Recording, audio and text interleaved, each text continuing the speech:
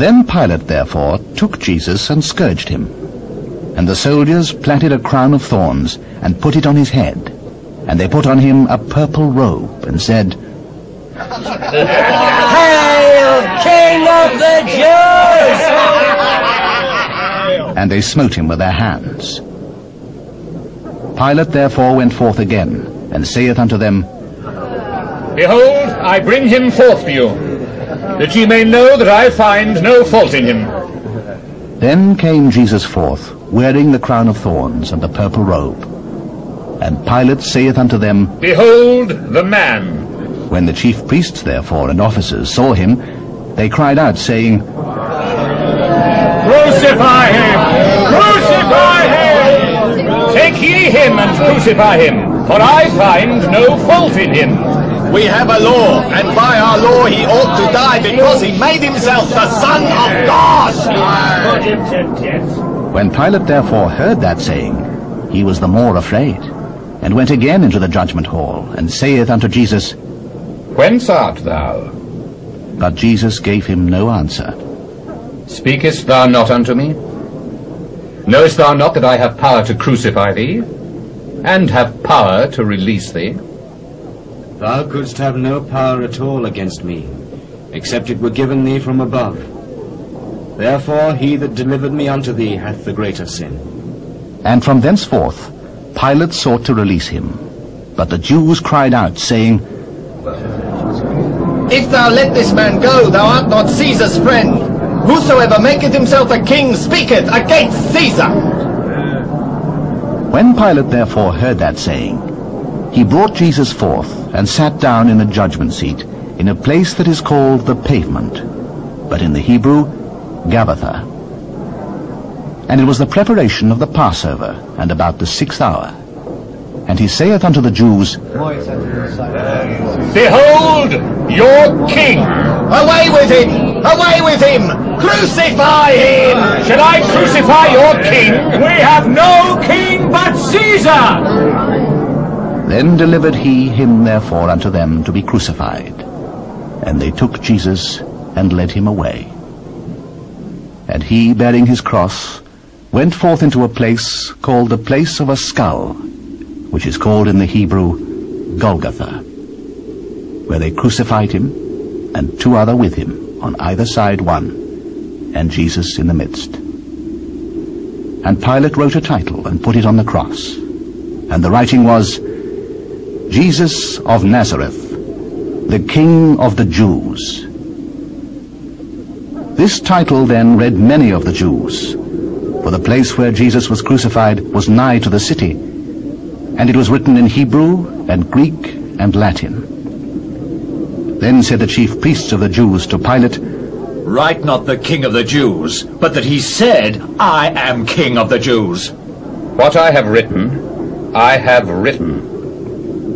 Then the soldiers, when they had crucified Jesus, took his garments and made 4 parts, to every soldier a part, and also his coat.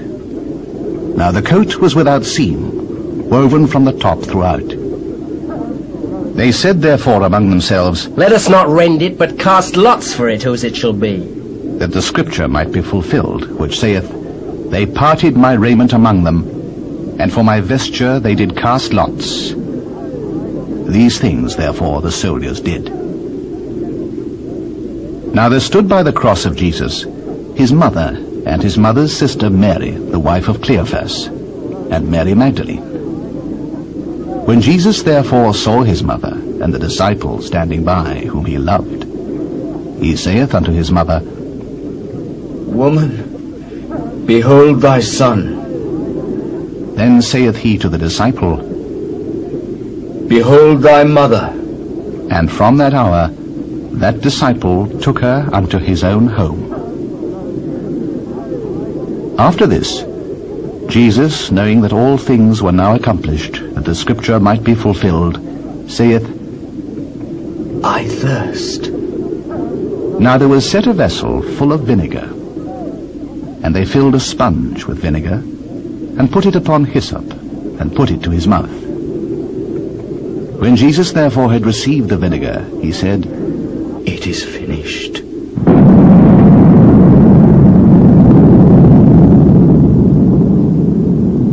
he bowed his head and gave up the ghost. The Jews, therefore, because it was the preparation that the bodies should not remain upon the cross on the Sabbath day, for that Sabbath day was an high day, besought Pilate that their legs might be broken, and that they might be taken away. Then came the soldiers, and brake the legs of the first, and of the other which was crucified with him. But when they came to Jesus, and saw that he was dead already, they brake not his legs. But one of the soldiers with a spear pierced his side, and forthwith came there out blood and water. And he that saw it bare record, and his record is true. And he knoweth that he saith true, that ye might believe. For these things were done, that the scripture should be fulfilled. A bone of him shall not be broken. And again another scripture saith, They shall look on him whom they pierced. And after this, Joseph of Arimathea, being a disciple of Jesus, but secretly for fear of the Jews, besought Pilate that he might take away the body of Jesus. And Pilate gave him leave. He came therefore, and took the body of Jesus. And there came also Nicodemus, which at the first came to Jesus by night, and brought a mixture of myrrh and aloes, about 100 pound weight. Then they took the body of Jesus, and wound it in linen clothes with the spices, as the manner of the Jews is to bury. Now in the place where he was crucified, there was a garden, and in the garden a new sepulchre, wherein was never man yet laid. There laid they Jesus therefore, because of the Jews' preparation day, for the sepulchre was nigh at hand.